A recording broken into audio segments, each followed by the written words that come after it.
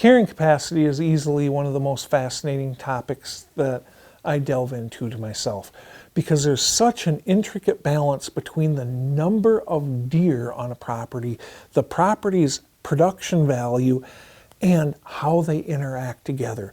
And it is such a huge key for whitetail management and habitat management that it's not even funny, and that is what we're going to be talking about today, my friends.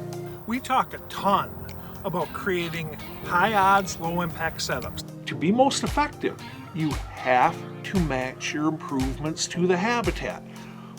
Western habitat, heck of a lot different than Midwestern habitat. He's not putting all that energy into building up his antlers until his body's taken care of.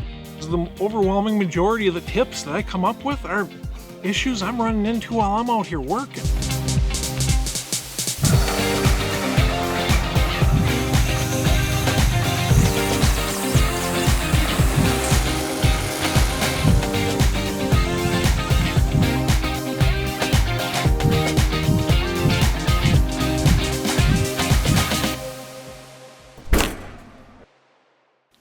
One of the most important things for us to grasp as land managers, trying to improve our habitat, trying to improve the health of our local deer, is the term carrying capacity. Carrying capacity in its simplest form is the maximum amount of deer that a property can handle for a period of time. Okay, that means that for every single birth, there has to be a death, because that ground is at max carrying capacity. It cannot produce any more food for deer than it already is in its current state. As hunters, we all want more deer. This is natural. This is understandable. The catch is that too many deer is a bad thing.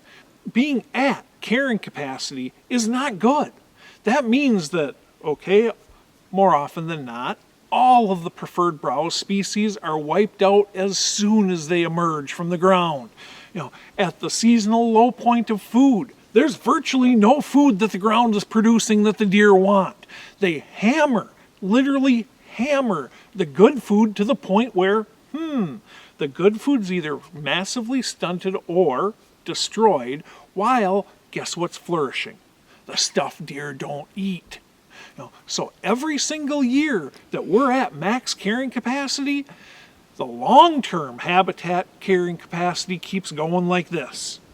Making it so that in future years we can have less and less and less deer. The sweet spot in this is actually keeping our deer numbers right around 50% of the habitat's carrying capacity. By being at 50%, we end up getting some pretty darn significant advantages. We have excess food. Our preferred browse species oftentimes can actually flourish at 50%. So our fawning success rates each spring are that much higher. Our natural mortality from death and disease and fighting, that much lower. At the same time, these deer, they're loving life, they've got plenty of food, all this stuff, so they're healthier, their body sizes are bigger, their antlers tend to be larger. Does tend to have, rather than being lucky to get one fawn make it to fall, they often have two, sometimes even three. So we end up at 50% carrying capacity, being able to harvest every bit as many deer as we were at full carrying capacity. The only difference is the deer are healthier, our habitat is healthier, and we're killing bigger deer. So get out there and just have the deer tell you what they like, what they don't. That way, after the seasonal low point, the shortage of food is over, we can go out, we can look at these different species. This is a preferred browse species, lots of deer are eating that. How much of it is left that they can easily access? It's something way the heck up above their heads that they can't reach. That doesn't do any good. It needs to be food that they can access. What's a general percent of that food that's left?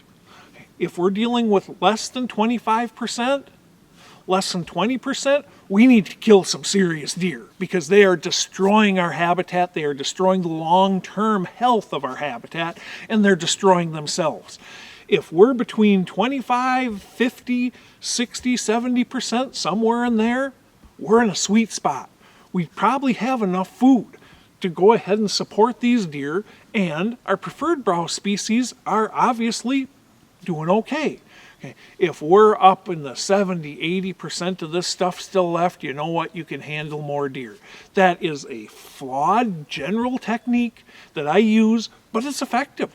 It is very effective for keeping deer on that property within those sweet spots. The one thing to keep in mind is if you're up in a northern area or you're up in somewhere that deer seasonally migrate, it's going to go ahead and throw things off, especially if they're migrating out of your ground before that seasonal low point. But for most of us, for all my clients, except for a handful, this has been a very effective method of determining whether I need to shoot more deer, less deer, or about the same number, because we want to keep that population at right around 50% carrying capacity, because it just helps us as hunters, it helps deer for their health, and it helps our habitat's long-term future, allowing us to leave something cool for the kids and the grandkids and our great-grandkids, rather than going ahead and trashing the ground and leaving them garbage. Antler King, makers of the world's best food plot products, providing the highest protein and the most tonnage. But most importantly, deer love Antler King food plots. Antler King, bigger bucks, healthier deer. This segment of Grown Big TV is brought to you by 10-Point Crossbow Technologies. There is no substitute. So I'm sure we all understand now that understanding carrying capacity is very important to our management efforts. Okay, now how can we go ahead and apply this to our doe harvest to maximize the amount of benefit we get from each doe harvested? That is what we're going to be getting into next. We've talked a lot about harvesting does. That's important because we're trying to manage our habitat, we're trying to manage our deer herd. That means we need to keep the population and the habitat in balance. We also have talked about how, you know what, lots of times you don't need to shoot does. You don't want to. You need to bring that deer population up. We've went ahead and covered when you want to do each. Keep it simple, stupid. You go out there, you inspect the browse. The habitat will tell you on a micro level whether you can handle more deer or whether you need to subtract deer. When you're first targeting does, you want to target those fence jumpers, those ones that are bedding on the neighbors and feeding on us. It's real easy to figure out. You go ahead and you set up a polite distance off the property line. When you're hunting in the morning, if the deer are coming from your ground over to the neighbors, you know what? They're probably bedding on the neighbors. You want to shoot that doe. If it's an afternoon hunt and the doe's coming from the neighbors and jumping the fence onto yours, that's another prime doe you want to shoot. It's obviously bedding on the neighbors. Now, we don't want to kill them all. Especially on small properties, we just want to hit that healthy balance. What we haven't talked about is when you have to go in the heart of your property and shoot those does. Remember, those does are your best friends. They're the ones that are doing what we want. They are bedding, they're feeding on that ground. They're keeping Mr. Big busy on that ground. When it comes to taking out the fence jumpers, we want to do that anytime throughout the entire season. Okay, anytime's a fine time to do it. On those does that are in the core of our ground. We want them to keep our bucks busy during the rut. So when shooting the fence jumpers isn't enough, when that's not enough to drop our deer numbers to hit that healthy sweet spot with our habitat, you're going to have to shoot some of those does that are doing exactly what we want living on our ground. Wait until after the rut. Wait until after the rut so that way they have kept those bucks busy. They've wasted more of their time on your ground. And then, rather than go in there today, shoot a doe, go in there a couple days later, shoot a doe, another 3-4 days after that, shoot a doe. If you got the deer tags, go in there and shoot as many as you can in one sitting.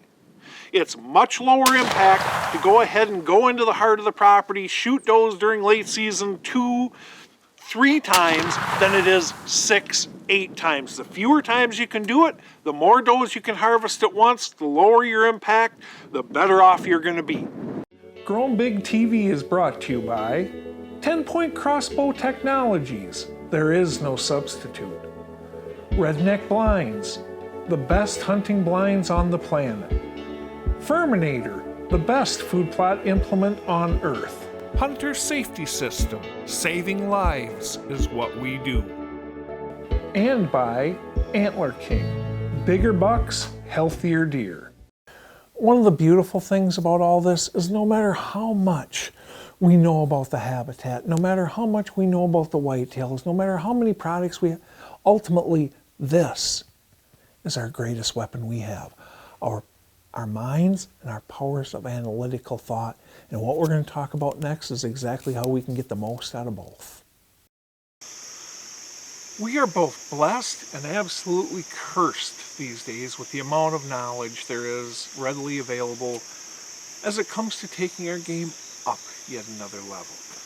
The blessed part is, geez, when I was a kid, man, there was virtually nothing for what I considered really good whitetail information out there. For the most part, I went out there and I fell on my face. Don't get me wrong, there were some true pioneers out there, though the Wenzels helped me more than, well, thankfully I had a chance to tell them how much they helped me. But there's been a handful of experts way back then, but I'll tell you what, there weren't that many. You take away the Leonard LaRue's and the John Azogas, and I'll tell you what, there wasn't a heck of a lot of information out there. So we went out and we fell on our face. We made idiots of ourselves. We created glorious disasters out in the deer woods. And you know what? We learned. And that's kind of what I want to talk about today. And that is, the cursed part is that there is so much information out there. First, you got all these people out there trying to blow smoke up you. They're trying to either sell you on themselves or they're trying to sell you on a product so that they can get money for doing those sales. I can tell you right now that this right here is by far the best weapon we have. I mean, don't get me wrong, I love my Mathews. Now, those primitive weapon muzzleloaders that you can go ahead and create groups like that at 250 yards, yeah, that's primitive. But don't take that as, I don't care. I mean, the way I see it, we should go ahead and support any legal hunting that we can. And I've got nothing against muzzleloaders. I'm just saying that's not primitive. Primitive was me hunting with my 30-30 lever action as a 12-year-old kid that jammed every other shot, that I was thankful as heck when I could hit this at 50 yards, much less 100. Get out there, experience stuff, and apply the common sense test. Because there's a lot of stuff out there. If it sounds like they're trying to sell you something, they probably are. And at the same time, quite frankly, most of today's experts, they don't hunt, at least not what we consider hunting. You know, going and, nothing against this at all. I consulted for outfitters for years, but climbing up into a tree that a guide went ahead and scouted and hung for you, and the outfitter, this is the buck you're trying to kill right here. When he walks through and you shoot it, well, you killed it. But I'm not really thinking that somebody that does that all the time is in that great a position to tell you what you need to do for your hunting and how you need to change and what you need to do about it. And you, no, you are your own expert, okay? And I can all but promise you, if you're consistently killing whitetails, you're better than a lot of these experts. Trust yourself. Apply the common sense test. If it does not make sense to you, you know what? It probably isn't something that you should try.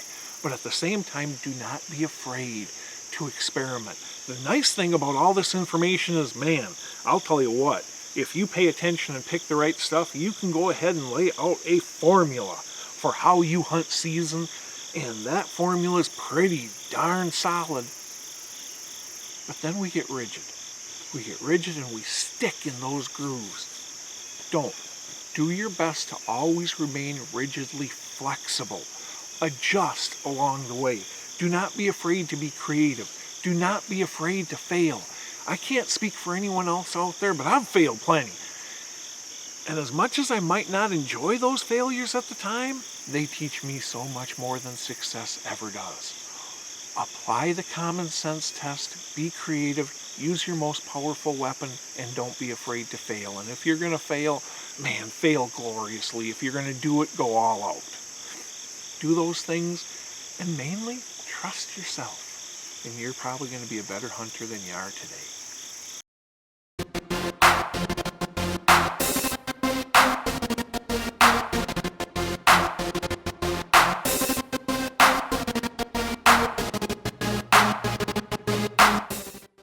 We're here with Ian Wallace of Chestnut Hill Outdoors, the great-grandson Great-grandson. of Dr. Dunston, the creator of Dunston Chestnuts.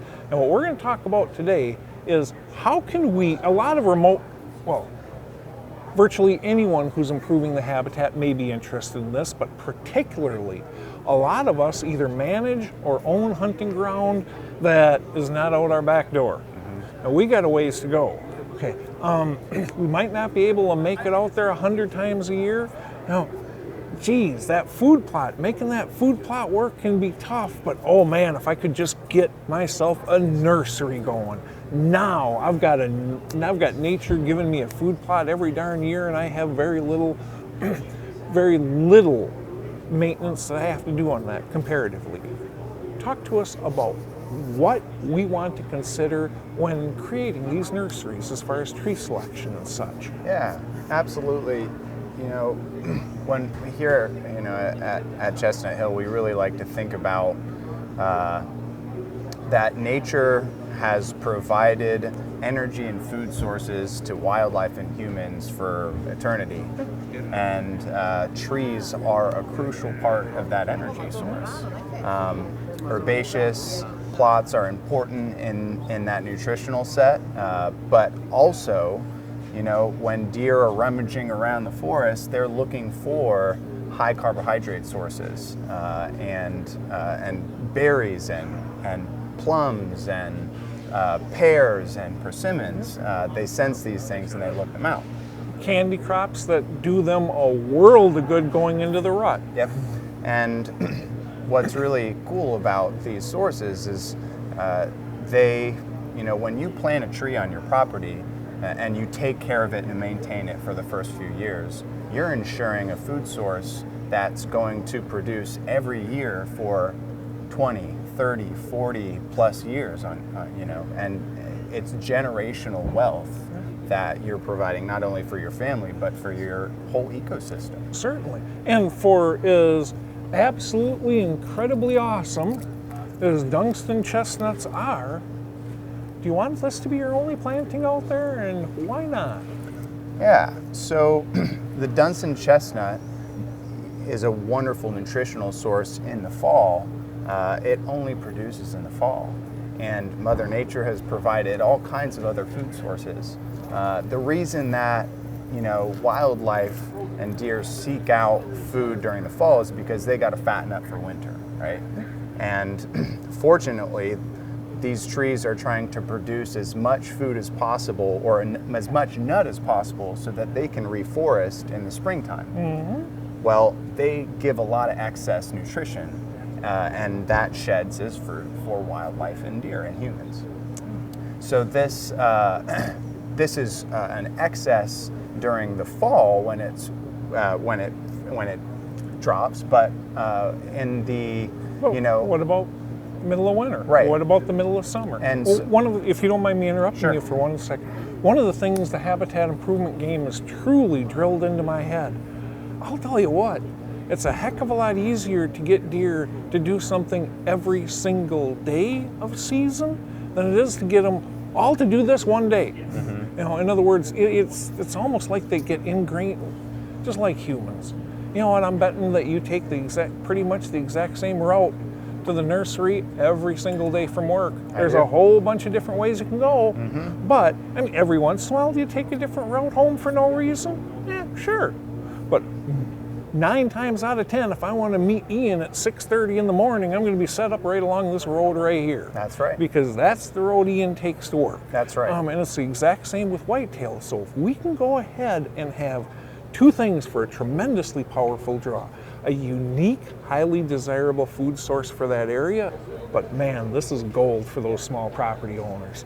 You want, or managers, you want to truly make a difference on that small property. That makes a huge one right there. And my friend Ian Wallace, he's bringing it home for us. Thanks, buddy. Thanks, Steve. Carrying capacity really is a key for what I do for my management clients. Now, when we can get the deer numbers to harmoniously meld with what our habitat can produce, now, all of a sudden we have healthier deer, increased reproductive success, all the benefits, larger racks, on and on and on.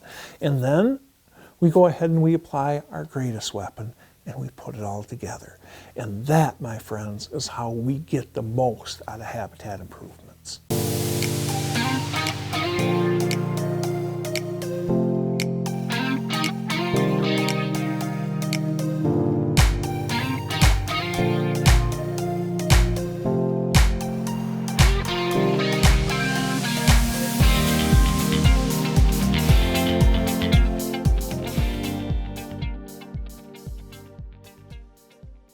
Thank you for watching Growing Big TV.